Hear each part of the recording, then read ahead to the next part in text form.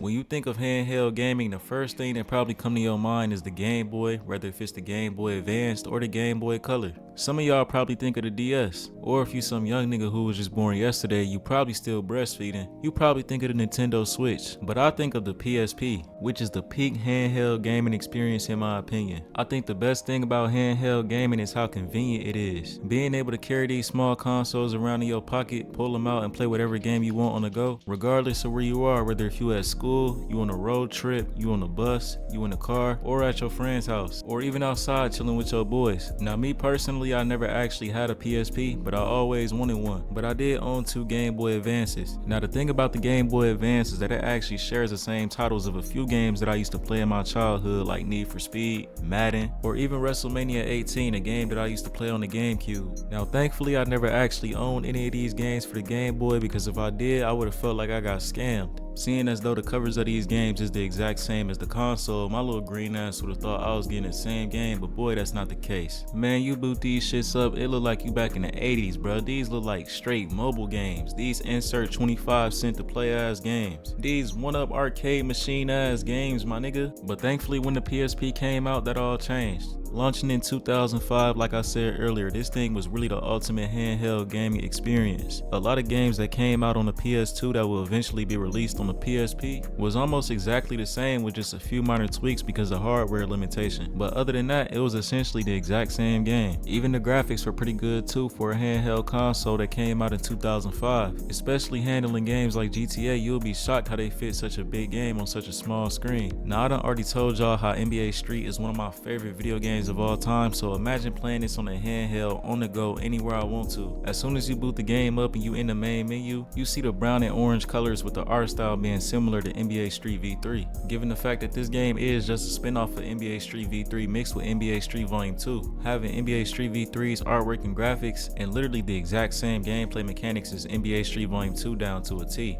Everything from the player movement, animations, pre-match intros, even the game breaker system is the same. So with this being a perfect mix of the best 2 NBA Street games in the franchise, I had to play it as a die-hard fan of the series to see what this is like. Even though I'm playing this game through emulation and it's not the authentic handheld experience, it's still worth diving into this hidden gem. This actually not my first time playing this either. Your boy Mags and Clips got some deep lore with this game, bruh. Going back to what I said earlier, I never actually owned a PSP, but I still got a chance to experience this game through emulation for the first time back in 2015. Take it back to when I was in 6th grade, I saw my homie playing this game on his phone and I was just like, how are you playing this game, bruh? And we still had Androids at the time. We ain't make the switch over to iPhone just yet, so that's how we was able to emulate games on our phone, you feel me? But long story short, bro gave me the whole rundown and taught me how to download the PSP emulator along with this game, and I was playing this shit all day, bruh. Now whether if your favorite NBA Street game is NBA Street Volume 2, which is a lot of y'all's, or NBA Street Volume 3, which is my personal favorite, I feel like you'll really like this game, bruh. Given that this is a mix of both games like I mentioned earlier, mixed with a little bit of its own identity, because it is a few things about this game that separates itself from the other NBA Street titles, like the player uniforms, the atmosphere, and when I say atmosphere, I specifically mean the courts. And this game got a real special charm about it, man, and the fact that this game is on a portable console just adds to it. I really feel like this game inspires some features on NBA Street Home Court in a way, like being able to choose the type of uniforms you wear before a match, whether you want to wear the regular NBA uniforms or the street uniforms. This feature will be again introduced in NBA Street Home Court in a similar way, giving you the option to hoop with shirts or skins. Now take a look at this court that I'm hooping at right here. I'm playing at the Dykeman Park, and as y'all can see another basketball court in the background. That's the main Dykeman court in NBA Street V3. Now let's take a look at some NBA Street Volume 3 gameplay at Dykeman. And as y'all can see, we playing at the court that was in the background on NBA Street Showdown.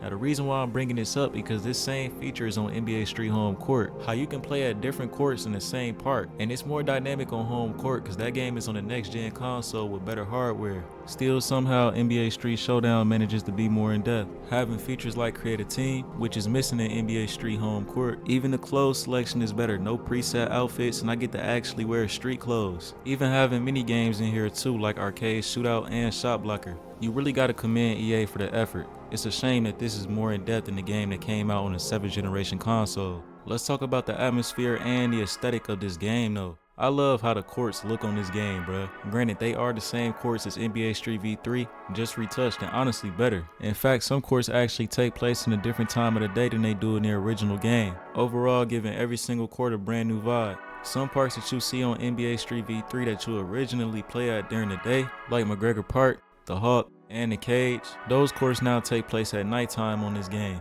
And with the PSP having hardware limitation and containing a UMD that can't hold that much space, it looks as though they couldn't add people on the sideline to represent a crowd, which gives the atmosphere of the game this serene emptiness, especially if you're playing at a nighttime court.